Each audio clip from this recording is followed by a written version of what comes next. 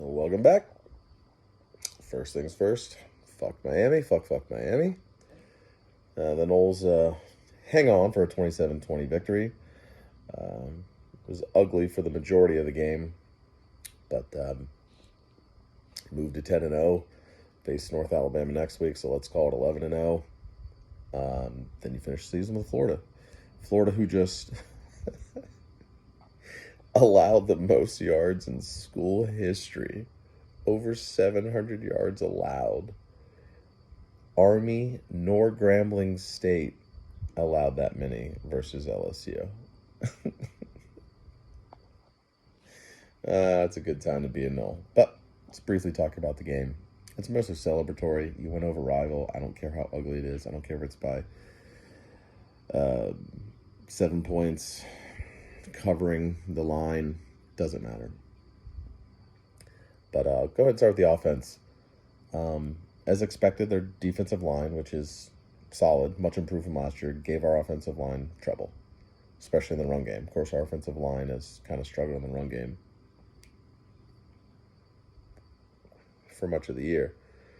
But was really kind of befuddling and frustrating is the way the game was called by Mike. Usually, especially in big games, Mike, gets in his bag and does some creative things, but we didn't see the middle of the field used very often. Of course, this is maybe more on Jordan. I don't know. I guess Mike, too, if he wasn't calling for it. But I thought Jordan would run much more. And he didn't really play that well, let's be real. He played okay. But too many times when he got pressure or when the pocket was starting to collapse, he kept doing that. Let me just casually, stroll back 5-10 yards and keep looking downfield. Like, this is a good defensive line. This isn't some chump team where you can fuck around and play, backyard ball. Like, fucking take off. It's okay to use your legs. By the way, I hope you do that versus UF in a couple weeks. Take notes from Daniels, who just absolutely torched UF on the ground. 200 plus rushing yards and like 300 passing yards. Anyway, sorry. I didn't think the game was called that well on offense.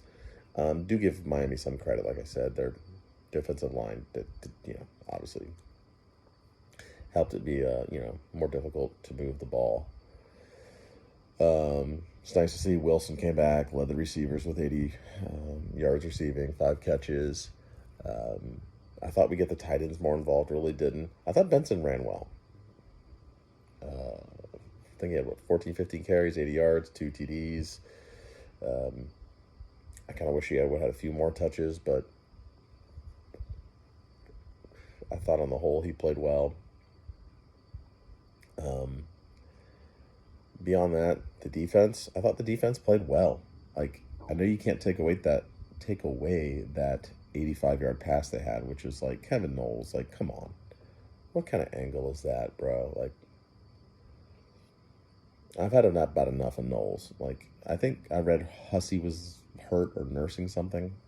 But, man, you got some young DBs. It's time to give Knowles less playing time. That was atrocious. Angle he took there to allow that.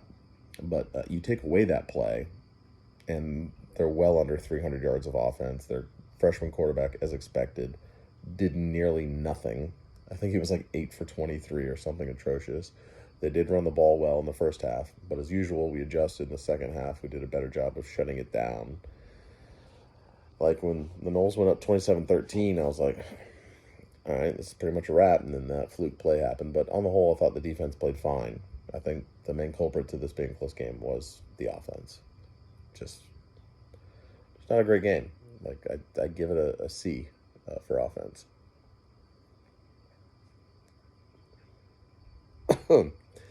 And some of the things we saw will be concerns if the Noles win out and go to the college football playoff. Like, and there's no shame in this. Like, let's say they play Georgia. Georgia's going to absolutely own the line of scrimmage, especially versus our offensive line. I think our defensive line could give them some trouble, especially with Darrell Jackson being eligible for the college football playoff.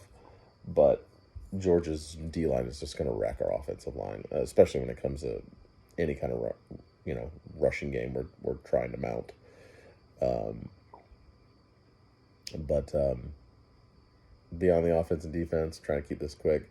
Special teams, it's been a bright spot pretty much all year. It's a top 20-ish special teams based on the metrics, and it showed again today. Fitzgerald didn't miss. Mastro was a fucking maestro. Dad joke there, but he was just money on pretty much all of his punts. I think he averaged near 49, 50 yards a punt, pinned him deep multiple times, which was huge to flip the field. And he was one of the guys that broke the rock along with Kalen Deloach.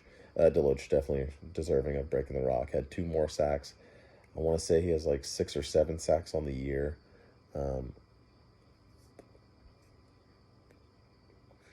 So special teams was big. You had Coleman's, 50-plus yard punt return.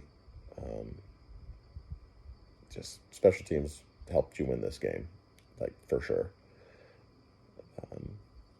But, sorry, I'm watching this other game on here.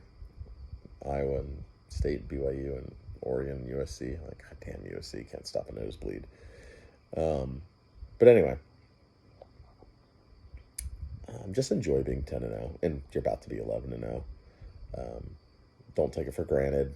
Again, that there's plenty of things to criticize about this game, but cliche, it is a rivalry. Miami, in spite of them falling to 6-4, their lines of scrimmage are much improved from last year. Like, they're legit solid lines of scrimmage, offensively and defensively.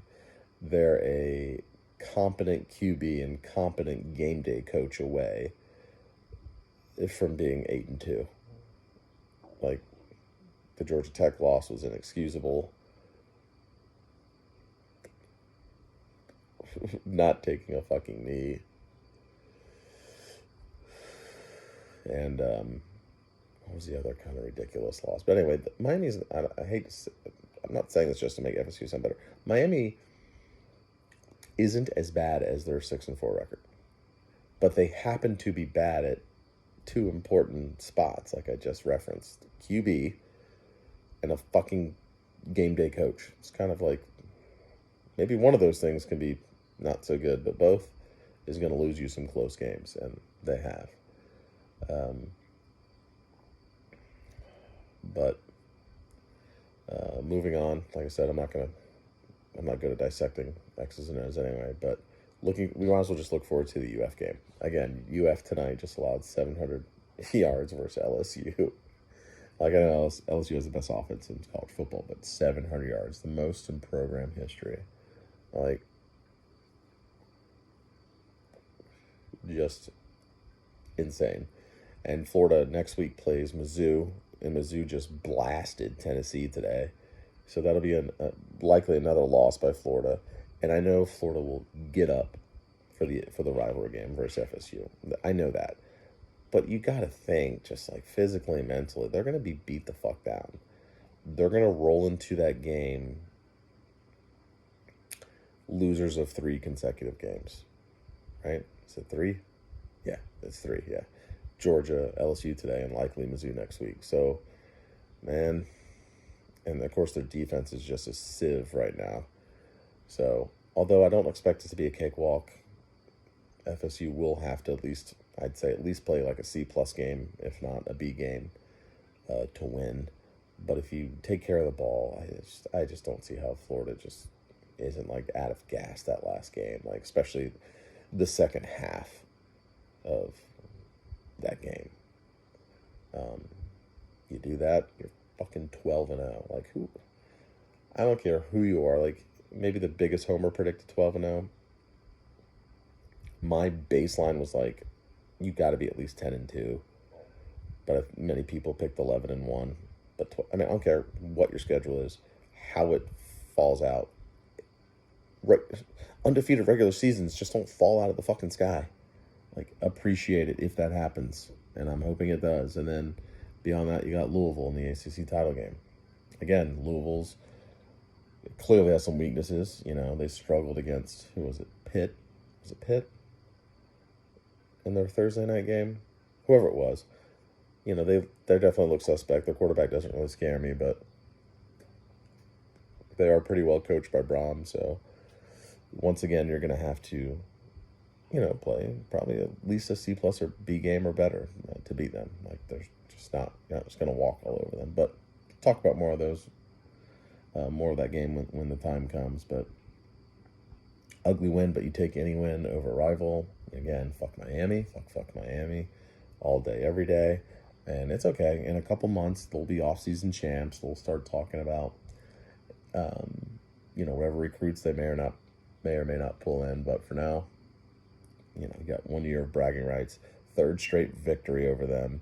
And it's just funny how perspective's good, especially with, the rebuild Norvell's done. 2020, I was actually married on the Miami game for 2020. And that's, of course, when we lost, 52-10. Who would have guessed after that game? Like, if someone told you at the end of that 52-10 game that FSU would win the next three, I wouldn't have believed you. I'd be like, no, there's no way. But here we are, 3 years later, 3 victories over Miami later. It's good times. Enjoy it. I'm not even going to care about, oh my God, our college football playoff opponent's going to kill us. Maybe. Likely. Especially it's Georgia. But you know how many fucking teams would love to have a shot at the college football playoff this time of year? So, fuck it. I'm just going to revel in it. Enjoy every fucking second of it. Alright, well, I'm running out of things to say. Probably won't record next week. It's North Alabama. But definitely for the Florida game. Which I'm curious if that's going to be a noon or 3:30. I'd be shocked if it was a night game. I mean, Florida just dropped to 5-5, likely going to be 5-6. It'll be a day game, which that only helps Florida State, right? You're on the road, give me the day game where the crowd should be a little less raucous as opposed to a night game. All right, well, that's it. That's all. Till next time, go Noles. Undefeated, unconquered this year. And once more, fuck Miami.